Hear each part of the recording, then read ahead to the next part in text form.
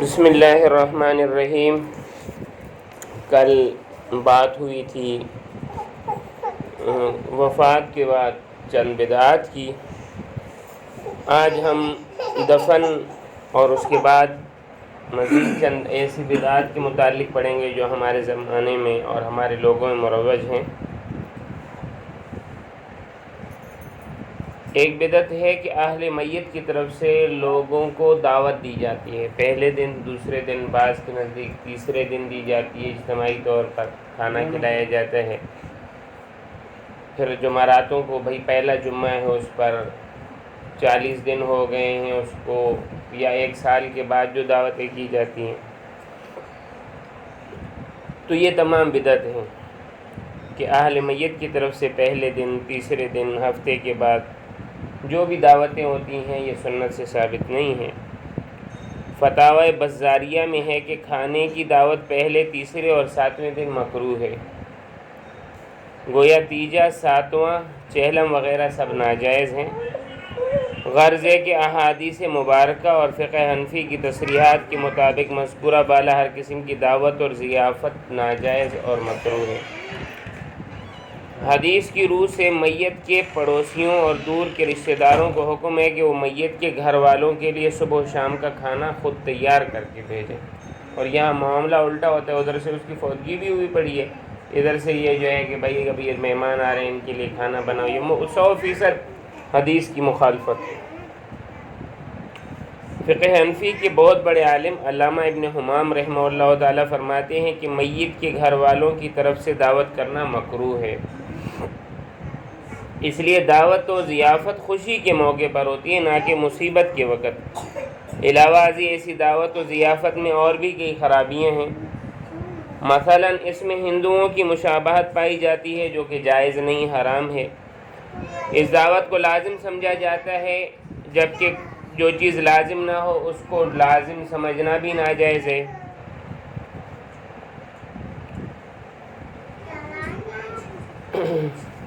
دعوت میں جو رقم خرچ ہوتی ہے اس میں عموماً نابالغ یتیموں کا حصہ بھی ہوتا ہے، جبکہ نابالغ کا مال صدقہ اور خیرات میں دینا اس کی اجازت بھی نہیں ہے شرعاً۔ اس طرح اس قسم کی دعوتوں سے ایصال ثواب بھی مقصود نہیں ہوتا، بلکہ لوگوں کو دکھلانا کہ بھائی دیکھیں ہم کتنی دعوت کر رہے ہیں اپنے بڑوں کے لیے، بھائی لوگ کیا کہیں گے، بھائی لوگ خوش ہوں گے یا نہیں، بھائی مہمان آئے، مہمان نوازی کرنی ہے، تو مکمل دکھلاوا ہوتے ہیں۔ یا پھر لوگوں سے کے جو طعنے ہوتے ہیں ان سے بچنوں کے لیے یہ دعوت کی جاتی ہے، تو اگر دکھلاوا ہے تو یہ ریا ہے، اور اگر طعنوں سے بچنے کے لیے ہے تو یہ شرک اصغر ہے۔ بہرحال یہ تمام رسمیں جو کھانے کے متعلق کی جاتی ہیں یہ جائز ہے۔ مزید تفصیل کے لیے احسن الفتاوی جلد 1 صفحہ 355، خیر الفتاوی جلد 1 صفحہ 574 دیکھی جائے۔ جنازہ کے لیے لوگ چادر ڈالتے ہیں، جس کو ہمارے علاقے میں کہا جاتا ہے چھاڑا ڈالنا، بھائی اس کو دینا، یہ بھی ناجائز ہے، لوگ اس کو لازم سمجھتے ہیں، گناہ ہے، بدعت ہے۔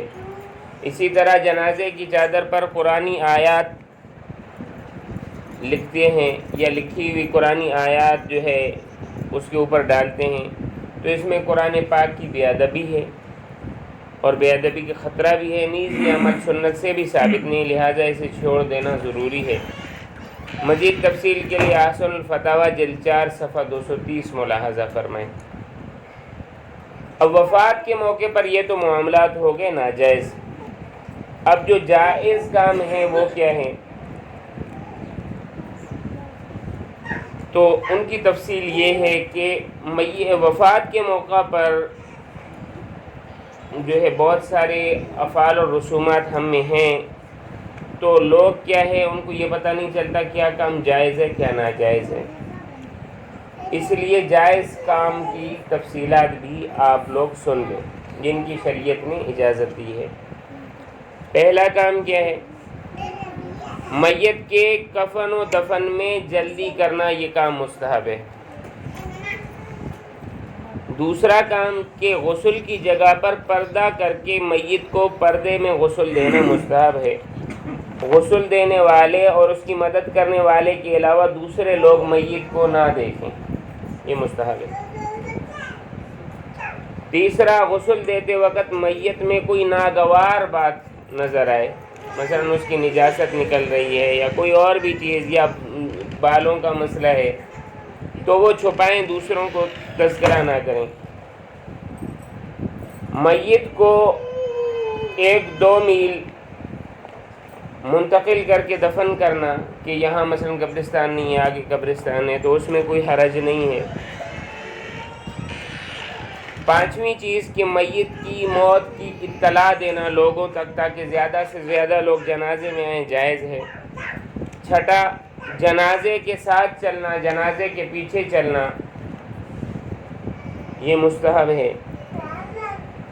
میت کے اہل و عیال اور رشتہ داروں کو تسلی دینا، تعزیت کرنا، انا للہ و انا الیہ راجعون، انا للہ ما اخذ ولہ ما اعطى وکل شیء عنده باجل مسمى فلتصبر ولتحتسب، یہ مسنون دعا ہے تعزیت کی۔ یہ نہ آئے تو جو دنیا میں ہے وہ بھی اللہ کا ہے، ہم بھی اللہ کے پاس جائیں گے،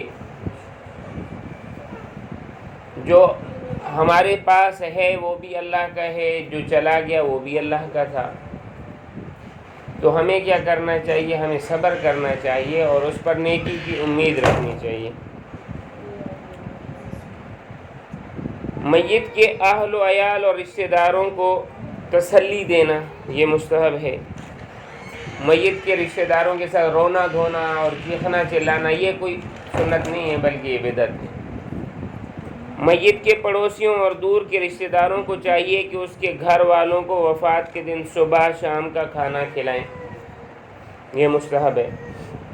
9 عمل، اہل میت 3 دن تک اپنے مکان یا بیٹھک میں تعزیت کے لیے آنے والوں کے لیے بیٹھیں تو اس میں حرج نہیں ہے، لیکن اس دوران کوئی کام شریعت کے خلاف نہ کریں۔ عموماً لوگ کیا خلاف شریعت کام کرتے ہیں؟ سب سے پہلے تو مثلا لوگ آتے ہیں تو صرف ان کو دکھلاوے کے لیے دعا کے لیے ہاتھ کھڑا کرتے، کچھ پڑھتے نہیں ہیں، بس دعا کے لیے ہاتھ کرتے ہیں اور یہ کر دیتے ہیں۔ اس طرح کرنا درست نہیں ہے۔ دوسرا، غیبتیں ہوتی رہتی ہیں، اس مجلس میں بیٹھ کر غیبتیں کرتے رہتے ہیں، ایک دوسرے پر تہمتیں لگاتے رہتے ہیں، ہنستے رہتے ہیں، تو یہ چیزیں درست نہیں ہیں۔ ایصال ثواب، میت کو اعمال صالحہ کا ثواب پہنچانا، چاہے وہ پھر بدنی ہے یا مالی ہے، دونوں کا ثواب میت کو پہنچ جاتا ہے۔ بدنی کیا مطلب؟ جیسے نماز، روزہ، نفل حج، عمرہ، قرآن پاک کی تلاوت۔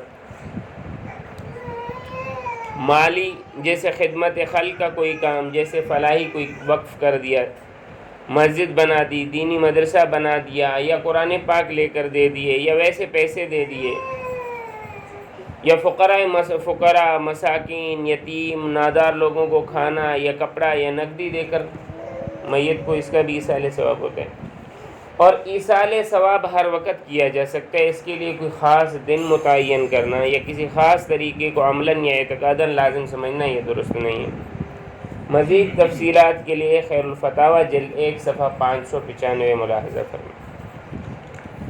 یہاں ایک ضروری مسئلہ یہ بھی سمجھ لیں کہ میت کے لیے ایصال ثواب سے زیادہ ضروری چیز جس طرف لوگوں کی توجہ نہیں ہوتی وہ ہے حقوق کی ادائیگی، یعنی میت کے ذمہ دوسروں کے قرضے ہیں، حقوق ہیں، ان کو ادا کرنے کی کوشش کی جائے۔ یہ نفلی ایصال ثواب سے بڑھ کر ضروری اور اہم ہے۔ آپ صلی اللہ علیہ وسلم کبھی اس شخص کا جنازہ نہیں پڑھاتے تھے جس پر قرض ہوتا تھا،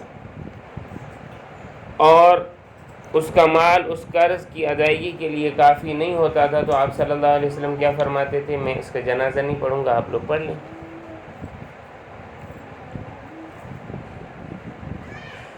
کل انشاءاللہ ہم مزید ان کے متعلق چیزوں کو پڑھیں گے۔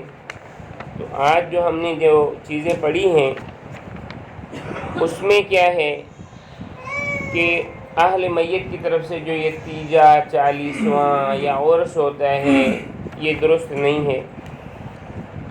قرآن پاک کی آیات کی جو چادریں لکھی جاتی ہیں یہ درست نہیں ہیں۔ جائز کام کیا تھے؟ دفن میں جلدی کرنا ہے، غسل کی جگہ کو پردہ کرنا ہے، میت کی پردہ داری ہے، جنازے کے ساتھ چلنا ہے، تعزیت کرنا ہے، 3 دن تک بیٹھنا ہے، ایصال ثواب بدنی ہو یا مالی ہو یہ کرنا ہے، اور سب سے اہم کیا ہے؟ میت کے ذمہ جو حقوق ہیں ان کو ادا کرنا ہے۔